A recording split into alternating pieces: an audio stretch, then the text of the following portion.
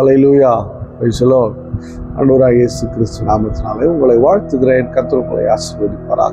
இன்றைய நாள் மெய்ப்பனின் சத்தம் யாத்ராகமத்தின் புஸ்தகம் 15ஆம் அதிகாரம் 1ஆம் வசனத்தை நான் வாசிக்கிறேன்.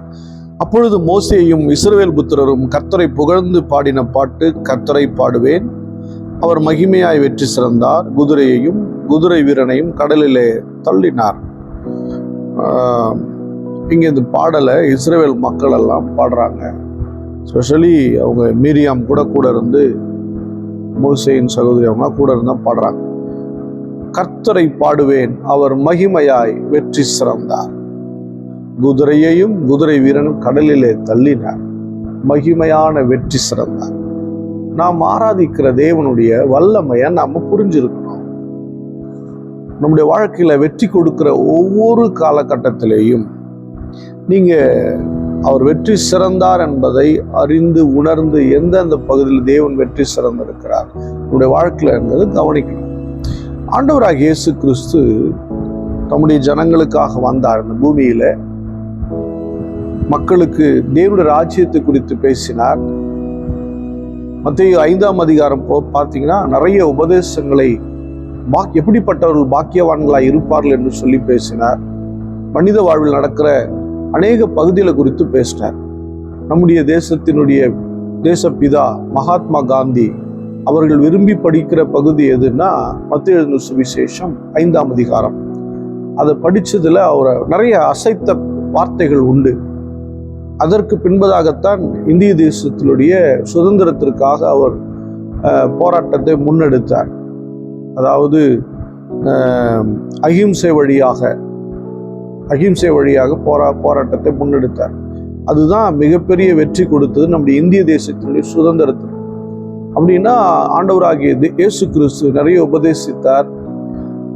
வேதபாரக பரிசேயர்களை கடிந்து கொண்டார். வேதத்தை அறிந்தவங்க, வேதத்தினுடைய ரகசியங்களை அறிந்தவங்க, சட்டத்திட்டங்களை மிக அழகாக தெளிவாய் போதிக்கக்கூடியவர்கள் வேத பாரகர்கள். வேத பாரகர்னா வேதத்தை படிக்கிறவன், வேதத்தை பார்க்காம அந்த சட்டங்களை சொல்லக்கூடியவர்கள் வேத பாரக பரிசேயர். அவங்கள நிறைய இடத்துல கடிந்து கொள்றார். அவங்களும் சொல்றது கரெக்டா தான் இருக்கு, இவர் சொல்வதும் கரெக்டா இருக்கு. ஆனா முரண்படுகிறது, எங்கேயோ முரண்படுது. என்ன முரண்படு? அவருங்க எழுதினதை சொல்றாங்க, இவர் யதார்த்தத்தை சொல்லுகிறார். அப்படி நிறைய விஷயங்கள் நடந்துகிட்டே இருக்குது. ஒரு காலகட்டத்தில் இவர் அக்செப்ட் பண்ணிக்க முடியல வேதபாரக பரிசேயர்னால. முடிவு என்ன? பிரதான ஆசாரியெல்லாம் சேர்ந்து இவரை மரணத்துக்கு ஒப்புவித்தார்கள். கூட இருந்த யூதாஸ் காட்டி கொடுத்தார். இப்படி எல்லாம் போய்கிட்டே இருக்கு. சிலுவையில மரிக்கும் தருவாய் வந்தது. அவர் சொன்ன வார்த்தை, பிதாவே இவர்களுக்கு மன்னியும் அப்படின்னு சொன்ன. எல்லாருடைய பார்வையும் சீஷிகள் எல்லாருடைய பார்வையும் அவர் மீது முழு கவனம் செலுத்தினது. வேதனை நிறைந்தவர்களாய் நின்றார்கள். மரிக்க போகிறார், மரித்து விட்டார், முடிந்தது என்று அநேகர் நினைத்தார்கள். ஆனால் ஒரு சில பெண்கள் சீஷர்கள் சொன்னது ஞாபகம் இருக்கு, நான் மரித்து 3ஆம் நாள் உயிரோடு எழும்புவேன் என்று சொல்லி எதிர்பார்த்தார்கள். வாரத்தின் முதல் நாள் அதிகாலையில போய் தேடினார்கள், காணவில்லை. ஐயோ, சரீரத்தை எடுத்து கொண்டு போய்விட்டார்கள். இவர்கள் உள்ளத்துல அங்க கல்லறையில பார்த்தபோது இல்லையே என்ற எண்ணம் வந்திருக்க வேண்டும். அதற்கு பதிலாக இல்லையே என்ற எண்ணம் வருவதற்கு பதிலாக அவங்க மனசுல ஒரு காரியம் வந்திருக்கிறோம், உயிரோடு எழுந்துட்டார் என் ஆண்டவர்னு சொல்லியிருக்கணும். ஆனா அவங்க யாருமே என்ன பண்ணல, சொல்லலை. காணவில்லை. மரியாள் வந்து பார்த்தால் அவரை காணவில்லை, யாரோ எடுத்துட்டு போயிட்டாங்க. நீங்க பாத்தீங்களா? நீ தோட்டக்காரரா அப்படின்னு கேட்கிறா. மற்ற சிஷ்யர்கள்லாம் காணவில்லை, எடுத்துட்டு போயிட்டாங்களோ. என் அன்பு தேவனுடைய பிள்ளையே, நிறைய நேரத்துல நாம நினைக்கிறோம் நம்முடைய வாழ்க்கை நடந்த செயல்கள், சில காரியங்கள் எல்லாம் தோற்று போன நிலையில் இருக்கும். நாம் நினைக்கிறோம், தேவன் இங்கே என் வாழ்க்கையில தோற்று விட்டார், எனக்கு வெற்றியை அவர் கொடுக்கவில்லை. என் அன்பு தேவனுடைய பிள்ளையே, நீங்க நினைக்கிறீங்க உங்க வாழ்க்கையில தோல்வி வந்துடுச்சுன்னு சொல்லி. ஒண்ணு தெரியுமா? இதுக்கப்புறம் தான் ஒருவரும் தடுக்க முடியாத வெற்றி வரப்போகிறது. வெற்றி சிறந்து நிற்க போகிறார். அதுக்கு பின்னாடி தான் ஒரு மினி மரணத்தை கொடுக்க முடியாத ஒரு உயிர்த்தெழுதல் இயேசு கிறிஸ்து உண்டாக்கினார். அவர் உயிரோடு எழுந்தார்.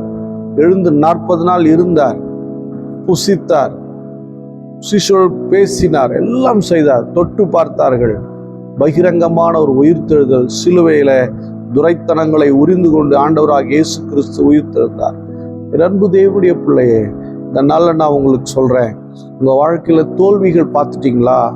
முடிஞ்ச மாதிரி இருக்குதா? சைலண்டா இருங்க. எதுவும் பதறி பேசிடாதீங்க.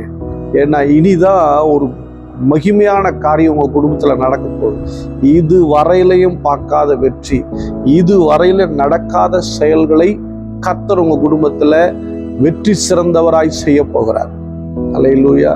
நீங்க தோல்வி அடைய மாட்டீங்க, இல்லவே இல்லை. இப்ப இருக்கிற தோல்வி அது நிரந்தரமானது கிடையாதுங்க. இது ஜஸ்ட் இது பாருங்க, ஒரு சில நாட்கள். எப்படி 3 நாள்ல இயேசு கிறிஸ்து தோற்றுவிட்டார், சீஷர்கள் தோற்றுவிட்டார்கள். முடிந்தது என்று நினைத்தது 3 நாள்ல மாறிடுச்சு.